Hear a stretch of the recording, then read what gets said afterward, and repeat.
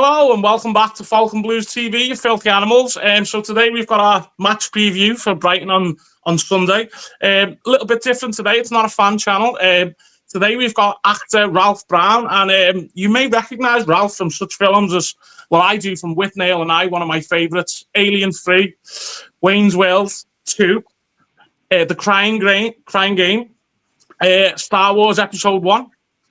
Now I can go really bit deeper, Ralph. I can go to like Lock, Stock, Miami Vice. Come on. Yep. No, let's not forget Coronation Street and The Bill. The DC universe and Marvel universe as well. Yeah, a bit of that. Yeah, bit of everything. It's quite the CV, Ralph. It's quite the CV. The IMDb is quite very impressive. Now, this is a football podcast, and I have been told we're going to speak about football, but I'm allowed to ask one or two questions about films later on. So I suppose the first thing is to say thanks for coming on. I know your time's very precious. So the first question I'd like to ask is, how long have you been a Brighton fan, and why Brighton? I saw my first game in the spring in 1971, many decades before you were born. I was brought up in East Sussex and just started playing football for the school team, and a couple of the lads there were like, we're going to see the Seagulls this afternoon, do you want to come? And I was like, sure. And so we all went into the North Stand of the Goldstone ground. Some of them had scarves wrapped around their wrists, and they're all sort of dancing up and down and singing songs which I probably won't repeat now because they'd get you locked up. But I was hooked after one game, and used to go whenever I could, really. Nearly 55 years ago that was. Wow. And I was reading actually that Brian Clough very nearly became Brighton manager. No, he was Brighton manager in 73, I think. The most memorable two games of his tenure were, and he came down with Peter Taylor, don't forget, they were a team. That's right, yeah. The most memorable game of his tenure was when we lost 8-2 at home to Bristol Rovers in League Division 3, which is still our record home defeat. and then we got knocked out of the cup the following season by Walton and Hersham, 4-0. Right. So okay. he then went on to win the European Cup with Nottingham Forest. So twice, yeah. It was a funny old game, And Peter Taylor stayed on and signed Peter Ward, who was our top scorer for many years, and a big club legend. So yeah, the Brian Clough thing is funny. We had Mullery as a manager as well. So would that have been after he was at Derby County? Yeah, that's a good question. I wonder if he went Derby, Brighton, Forest, if that was the journey. I'm not sure. He famously spent 30 days at Leeds, but that didn't work out too well for him. Maybe that's where he went after us. Or maybe he bounced back to us after Leeds. I really can't remember everything. I've got too much information up there now. I don't know how to get to it. Yeah. And we should point out as well, it's on a different time zone, Ralph. You may be the first guest we've had who's on a different time. What time is it where you are now? What is it? Oh, it's 4 o'clock. It's 4 o'clock in the afternoon. And you, or what time is it there? It is, let's have a look. It's 9 p.m. So good afternoon to you. Good evening to all the viewers who may be watching. But is this going out live then, or is it going out? Is you recording? No, it'll be out Friday morning for the match preview. Yeah, but we'll break the fourth wall for you lot, right? Very exciting weekend if you're an Everton fan.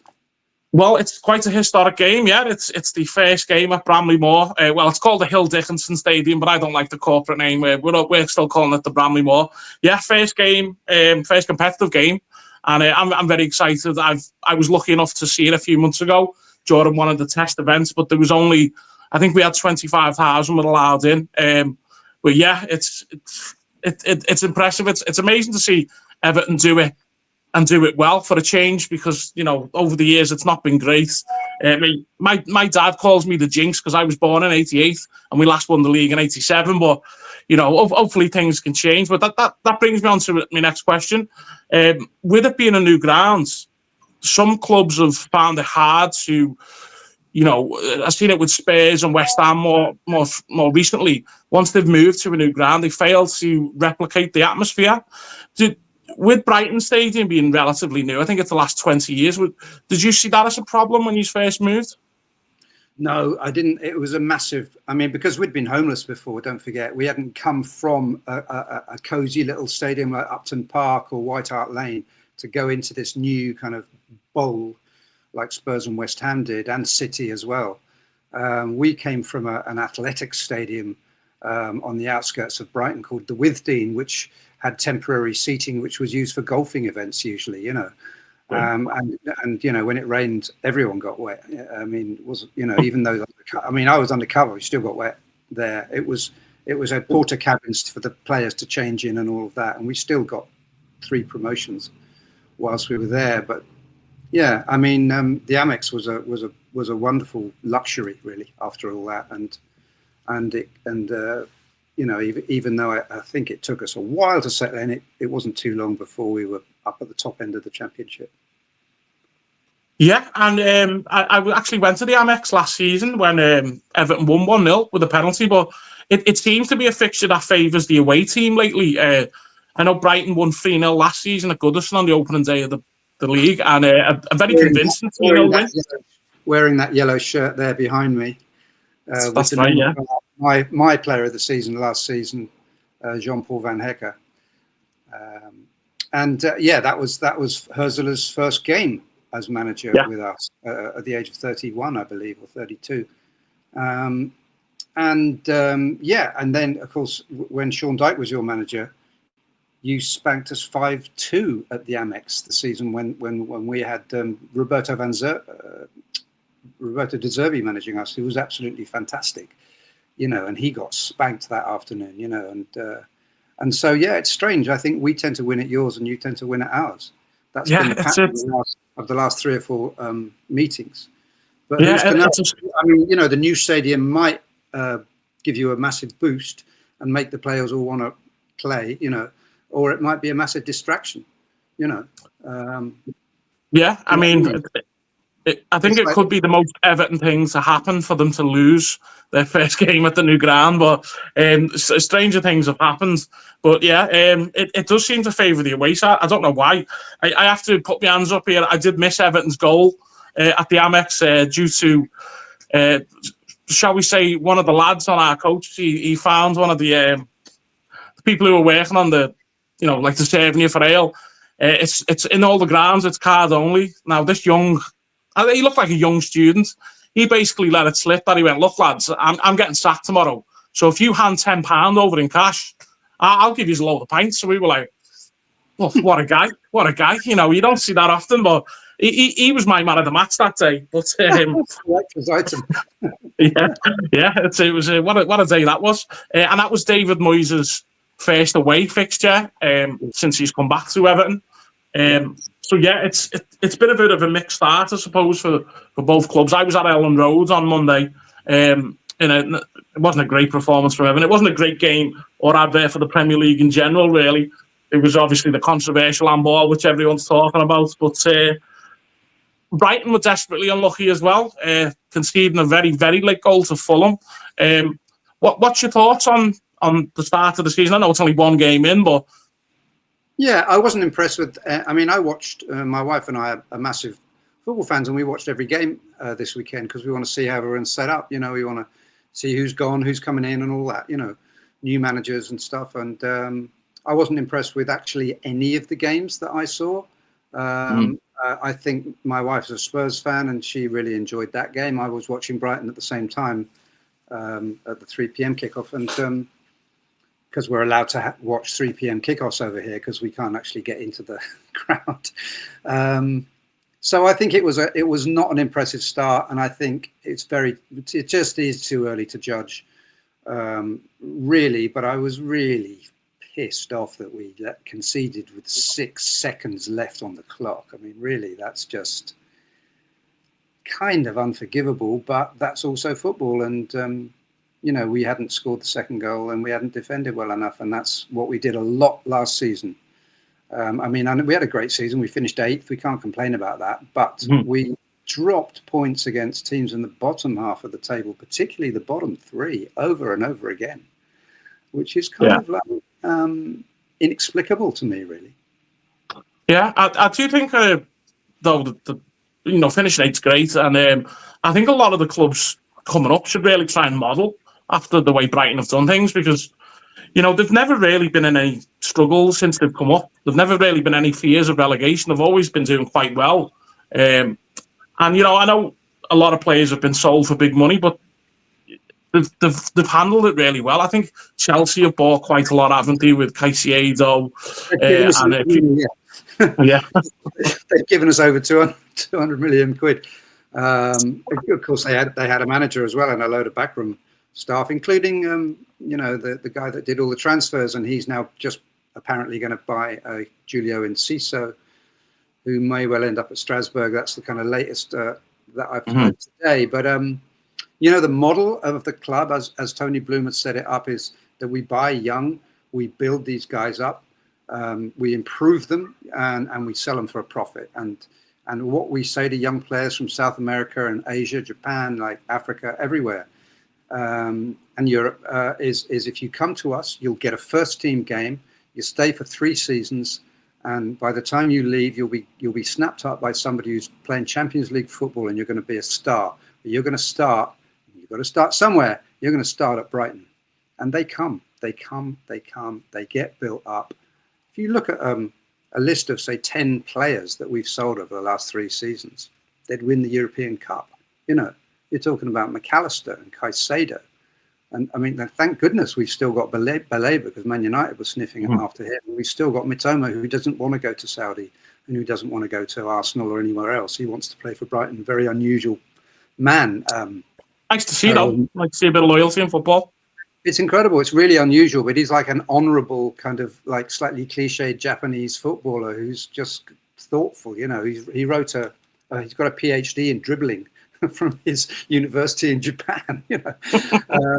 But he's world class. You know what I mean? As a player, the goal he scored against Chelsea last season was just fantastic. Unbelievable. And so I think we all enjoy what we've got now, and people can't moan about selling players because that's the model of the club. Sure. It's like Southampton used to do it like that, and they made it work very well for a number of years, and then they didn't, and I don't know why that is. I haven't studied it enough, and I trust in Tony Bloom that he's gonna keep it steady. Well, he's certainly doing that very well. There was one player I did want to ask about. One who was highly rated. He's Evan Ferguson. He's went on loan to Roma. I know he had a difficult sort of 18 months, but he looked like a real player who was going to do really well. And I remember him getting linked with like all the top clubs. And then I don't know whether it was a bad injury or lack of form. I know he started really well at Roma. In his first pre-season game, he scored a hat-trick in 20 minutes. But my mother was Irish, so I've got affinity for Irish players. And he was actually getting linked with Everton. And the interesting thing is that the Friedkin group who own Roma also own Everton. So you wonder whether if he does well at Roma, they might go, well, maybe he could be an option for Everton. But I don't know whether there's an obligation to buy or an option to buy. But what happened with Everton, in your opinion? I agree with you. He was an incredibly exciting teenage prospect. He was playing for Ireland at the age of 18. And he's got a real eye for goal. He can score with both feet and his head. He's back-heeling goals in for fun under De Zerbi and under Potter. And suddenly he got an injury. I think that gave him difficulty. I'm not sure what the other issue is. If I knew, I would tell you. But he appears to have lost confidence, and who knows why that happens to players. What's happened to Raheem Sterling, for goodness sake? I mean, Arsenal don't want him anymore. It's just a tragedy, really, isn't it? I mean, and it feels like that happened to him, and he's too young for that to happen to, and so I think the feeling of the club was kind of running out of ideas. We gave him to West Ham. That didn't work either. So we thought under his old manager as well, under Potter as well. I thought that would have been a good move for him. Maybe, but who knows what's going on in his head, you know, and now he's in another country, and he maybe there's less pressure there, you know, and maybe there's other elements which we don't know about, and so he's clearly back to his best, and that's fantastic for us because he's only there on loan.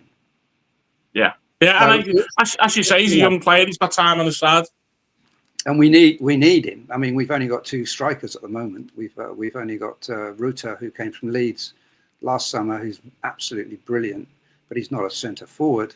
He's a 10, really. He's happiest with the ball at his feet, running towards the goal. He doesn't like having his back to goal, you know. And you need players who like playing like that. You know, you've had plenty at Everton over the years, and that's Danny Welbeck. You know, and Danny Welbeck's an absolutely magnificent player, and he's having the perform of his life in his late. Oh yeah, definitely.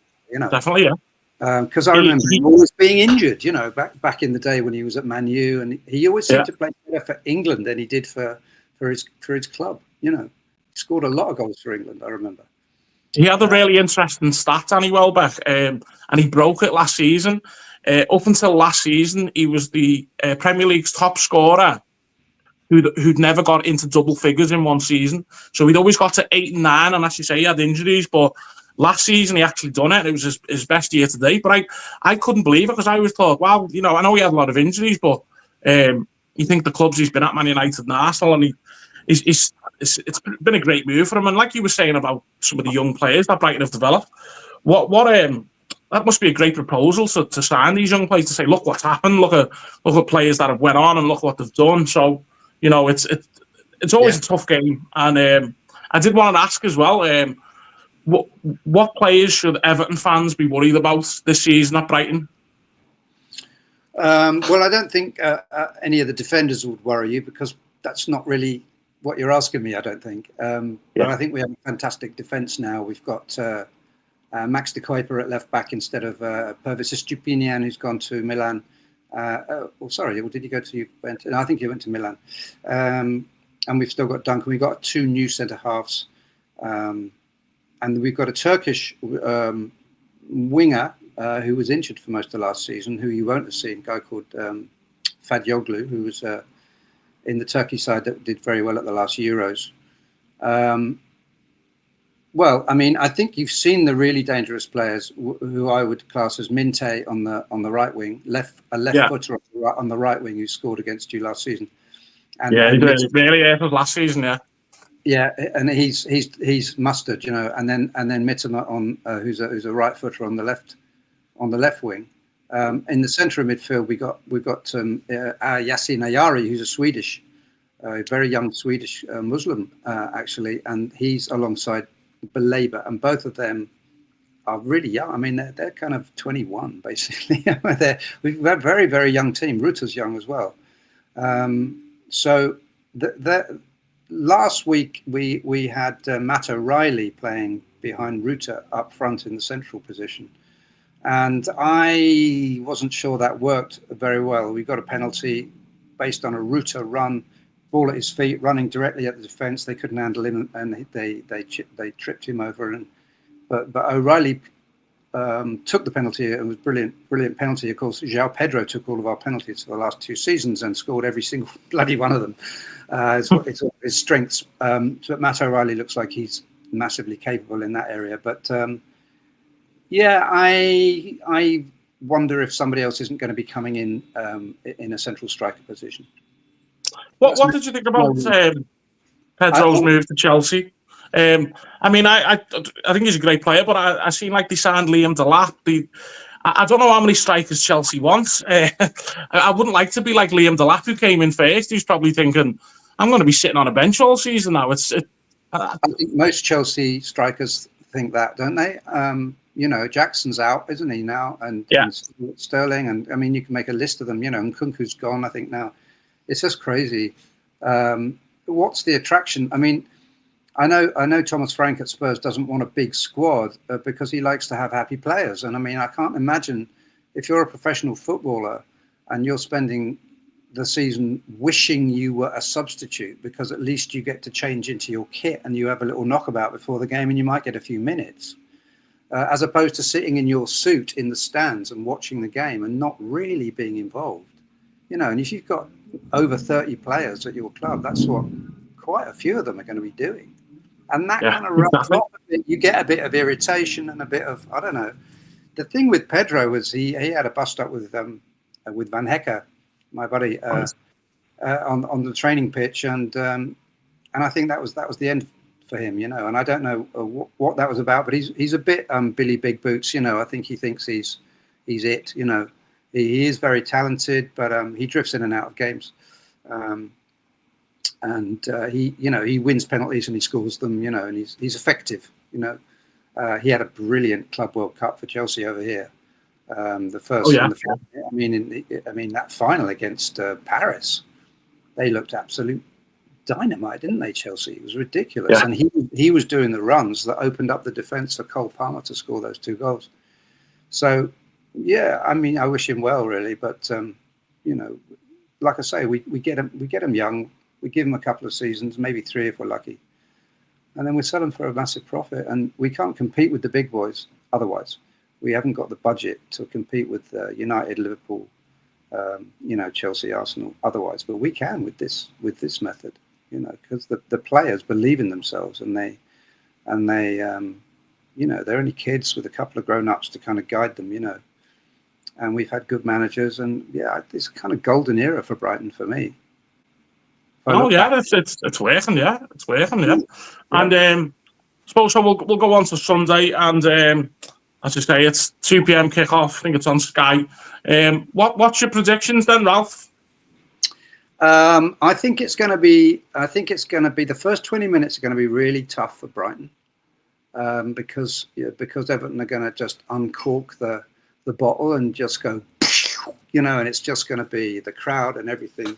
It's going to be massively energetic. There's going to be tackles flying in, and the ref's going to have to really be on his game, you know. And what's he going to do? Is he going to start flashing yellows, or is he just going to let it be physical? That seems to be this season's refereeing thing. It's like we're just going to let people do a few fouls, you know, and play on.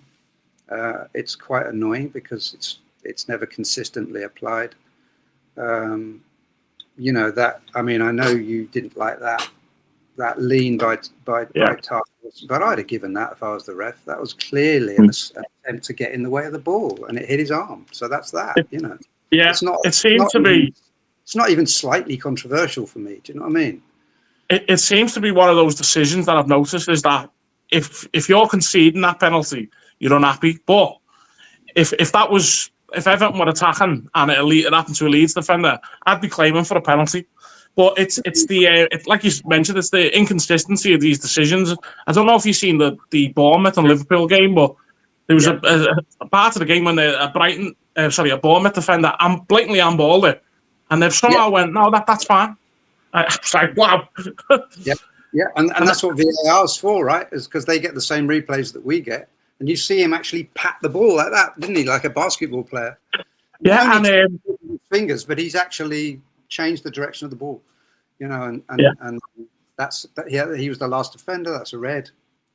Yeah, I think I've got a feeling it's going to be a 1-1 draw, and I just hope that we're not talking about a VAR decision or another referee blunder or anything like that. Because, like we said about VAR, it just seems it's there to correct things, but they're very rarely correcting things. It just seems they either stick with what the referee said, and I don't know whether it's like, well, that's me, mate. I don't want to say, oh, look, you've made a mistake, but that's what it's there for. But, you know, I think I've seen the percentages, and it was like 96%. You know, when the referee gets sent over to the monitor to have a look, they never really overturn it. It's like a pantomime. You know it's going to get given, so just get on with it. I think only 2 or 3 decisions have been reversed, but it's... I agree with that. I agree with that.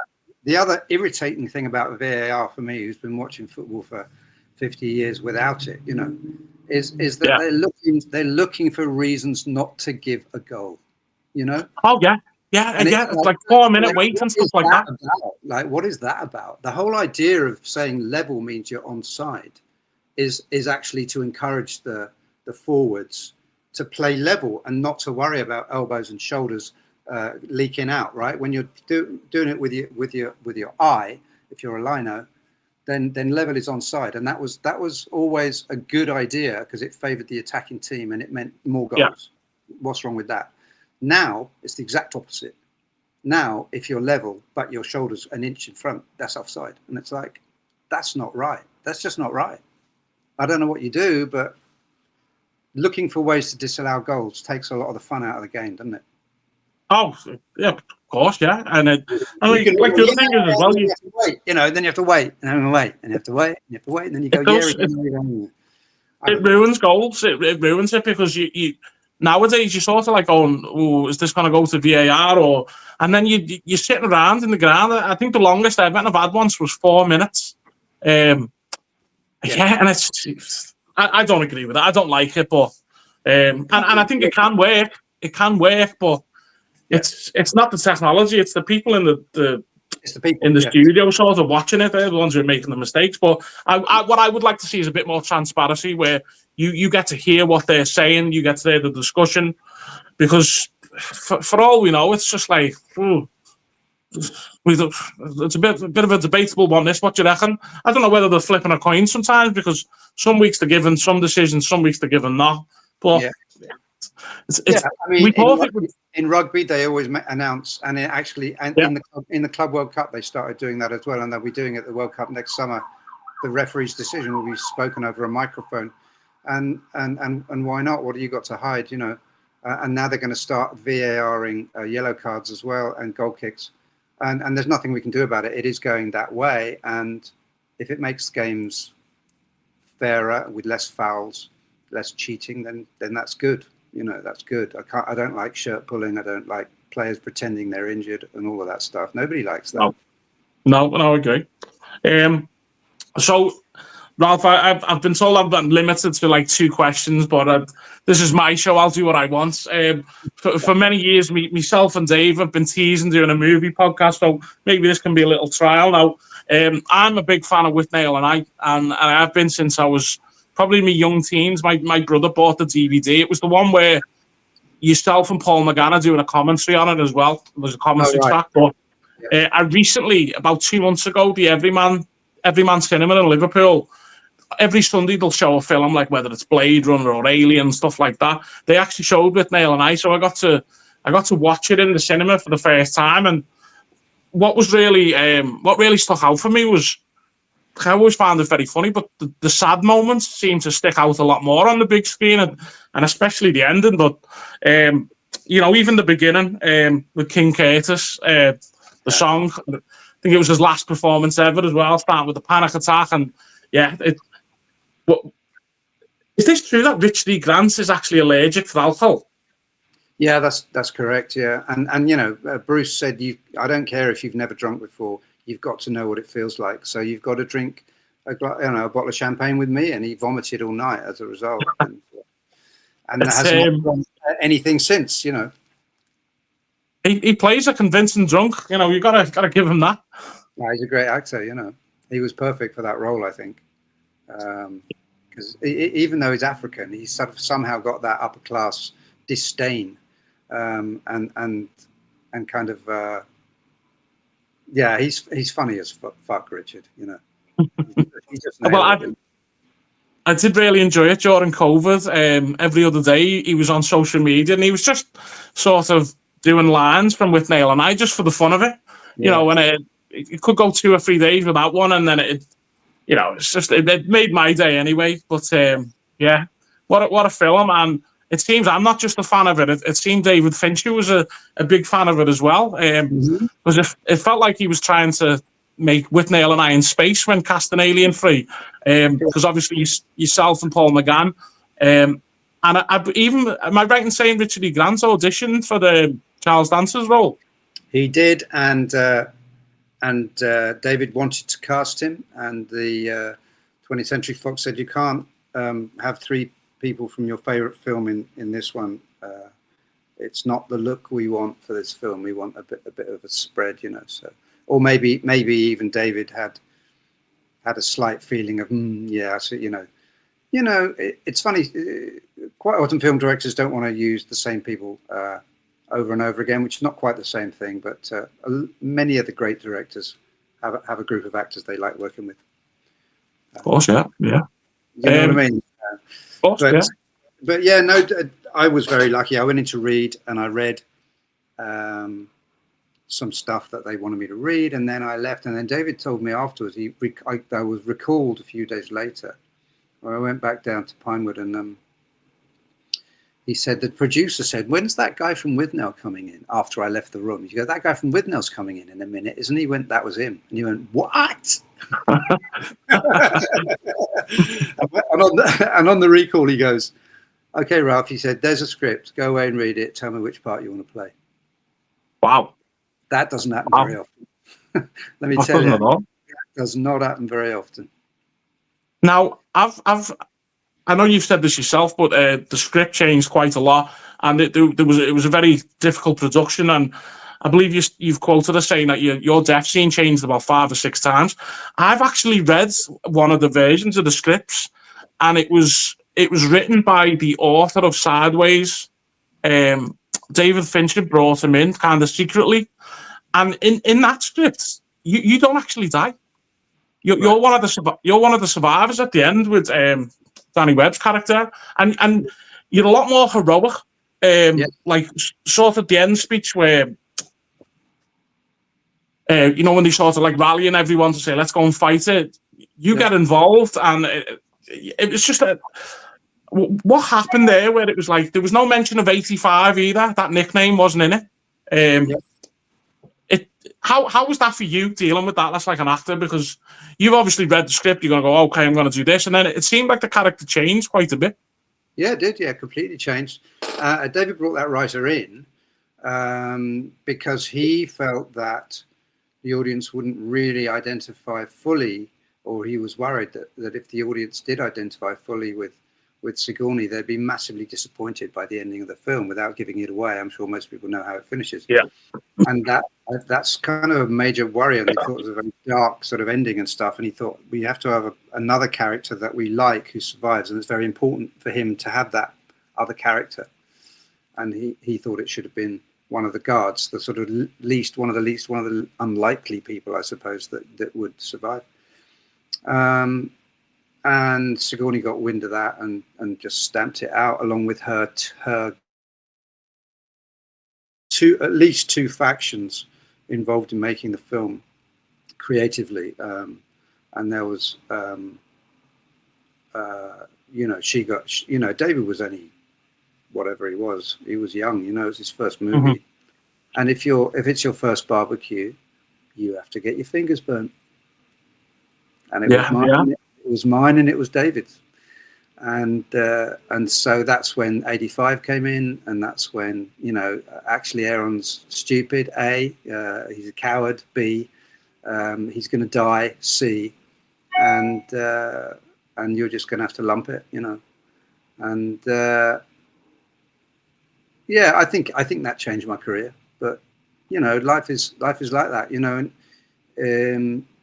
and Hollywood is definitely like that, I'm still really happy with what I did in that movie, and I'm not that happy with everything I've done by any means. But I had to defend my performance every day on that movie. I used to come home like in bits, But I had to focus on what was going in there every day, and just make sure that was good.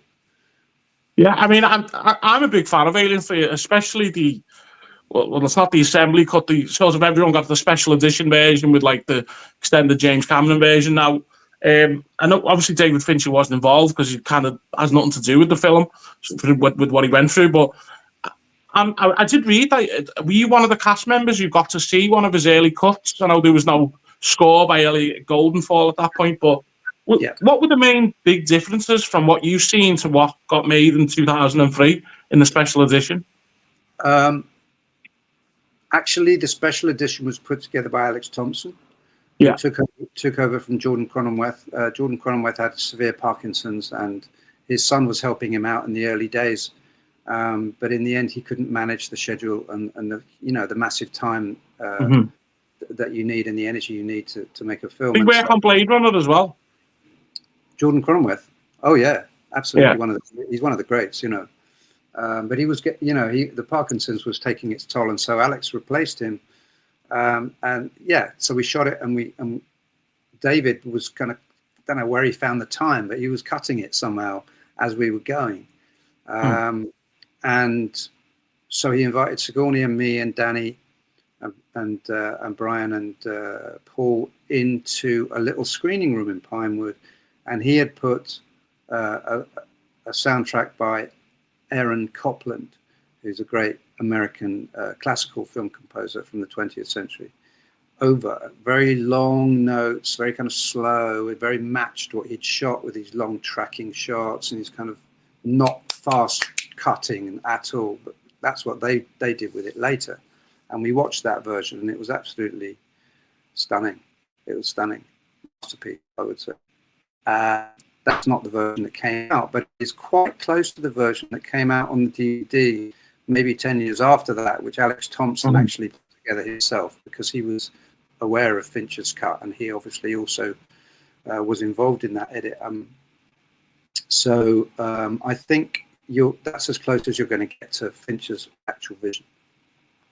Yeah, I mean, I know he doesn't really like speaking about it either, but I did read something very interesting not too long ago where he actually said his original, what he envisioned was the alien wasn't even going to show up to like the third act. A lot of it was going to be a lot more of Paul McGann's Gollop character, sort of being like a serial killer and people getting paranoid to think, is there even an alien around? And Paul McGann didn't have to get shortchanged with the theatrical cut of what we've seen later on.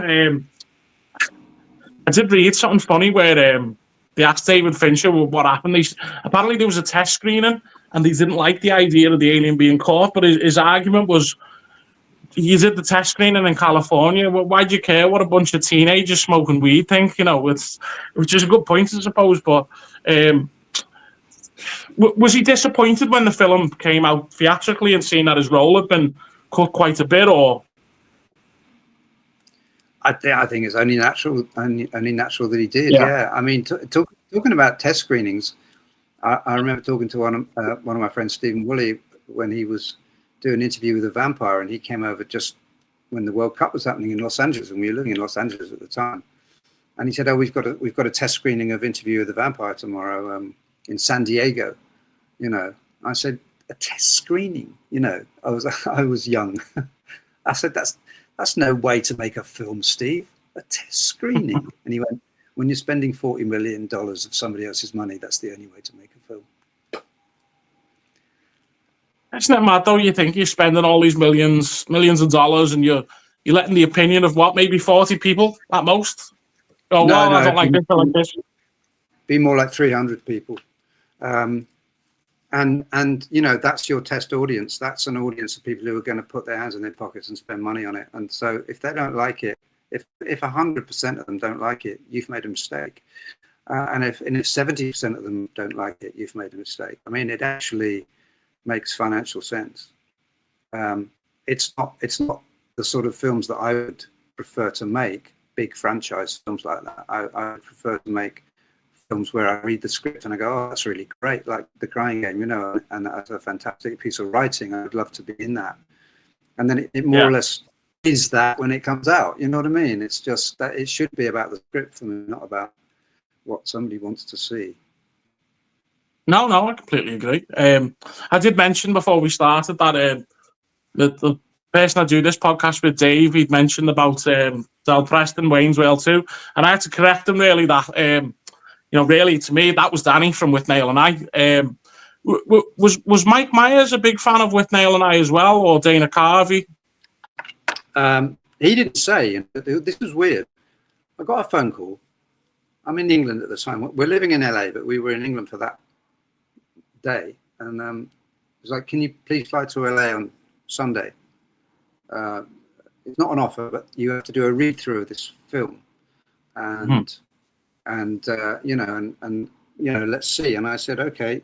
They didn't send me the script or anything like that. It was just fly to LA and they'll pay for it. And so I flew over. I went straight from the airport to the studio. It was Paramount, and then there was a room laid out for a table read, and the tables and bagels and coffee and buns, and the script is there. And oh, hello. Yeah, and I was like, "There's a script." I was like, "Great." And hello to everybody. Didn't ask any questions. Sat down and wanted to read the script. Like, what is this? oh yeah, you're playing Dell. I was like, okay. And I think maybe even somebody might have even highlighted my lines for me, because that's you know what film assistants are for and stuff like that. So I read it and I was like, hang on a minute, this sounds like this may be the reason why Keith Richards cannot be killed by conventional weapons. I was like, that sounds like that sounds like a Withnail line. And I was like, okay, if that's what you want, that's what you get. So I did the whole performance like that. And afterwards, they were like slapping me on the back, and it's great. Yeah, it's going to be an offer. Yeah, it's an offer. Yeah, tell Ralph's agent. Yeah, thing. I was like, yeah, yeah. And I was like, and then I think we did some rehearsals and things like that after that. And at one point, I said to Mike. Mike was kind of like the ambitious kind of driver of it, and Dana Carvey was like the really gentle hippie, like introducing me to. Well, we bonded over Todd Rundgren, who's a musician, and he gave me like 3 of the CDs that I'd never heard before. But Mike, I was like, Mike, I said, did you write this for me, this part? He went, no. He said, we wanted Robbie Coltrane to play, but it just didn't work out, you know. And I was like, I didn't say anything. I was like, oh. And I just thought, fuck off. Well, I believe Mike Myers is a Liverpool fan as well, so fuck off as well, Mike Myers. I much prefer Dana Carvey now. Yeah. But wow. I've seen him since then, and I think he just, I don't know, it's a funny old thing, Hollywood. It really is, the way it makes people behave, you know. I think he was on a little private laugh with himself, you know. Maybe so. So Ralph, am I right in saying that would it be next year you've got a book coming out? Next year is a book that I've written called Camberwell Carrot Juice, based on my blog. It's one song per chapter, but it's basically the story of how I escaped a dysfunctional family childhood in East Sussex and became a dysfunctional person. You know, no, it's just anecdotes from my colourful life. I've read your blog. I remember reading a big part about obviously Alien 3, and but I did read a lot about you know, your love of music and stuff like that. So what date can we expect that book out, Ralph? Well, we're looking at doing it on April 1st or 2nd next year. I think it'll go to print in November. I'm just finishing off the edit right now, and so I think it'll be like next spring. Fantastic. Well, I'll tell you what, Ralph, I've got to say, I've really enjoyed this. I've thoroughly enjoyed it. And I could keep it here all night talking about Alien and whatnot, but how about when it's the reverse fixture at the Amex, you maybe want to come back and we'll do another match preview and talk about football, and maybe I'll ask another few questions about films if that's all right with you. Yeah, let's do it. Good stuff. And hopefully it'll be near at the time and we'll be able to plug the book again. Also as well, down below in this description, you can get Ralph Brown on Cameo. You can give your birthday messages, you know, get well messages, pretty much anything. And if I was going to do it, I know what voice I'd go for. I'd go for Danny off Withnail and I. Ralph, could you give people a little taste of what they could get? Well, I could put the wig on and give you the whole thing, but that would just take a bit of time. Yeah. But basically, it would be like, happy birthday, Paul. Have a lovely day, mate. All right? Lots of love, Danny. That kind of thing. Yeah. Birthday present was always the line I enjoyed, yeah. Yeah. I think the was a birthday present. Yeah. Superb. Ralph, I can't thank you enough. I've really enjoyed this. And I'd like to wish Brighton good luck for the rest of the season after Sunday. Thank you. Yeah. Well, it's same to you, and I wish you a happy launch of your new stadium, and congratulations on that. My prediction is you're going to lose your first game at home, and we will finally get into our stride, but I wouldn't be surprised if it's a draw either. Yeah, I'm going to sit on the fence. I'm going to go with a draw. But Ralph, thanks again. If you are new to the channel, please press like and subscribe down below. It's free to do it. Just do it. And as always, up the fucking toffees, Colin Chong. Ralph, that was great. Hey, mate. Really enjoyed that, mate.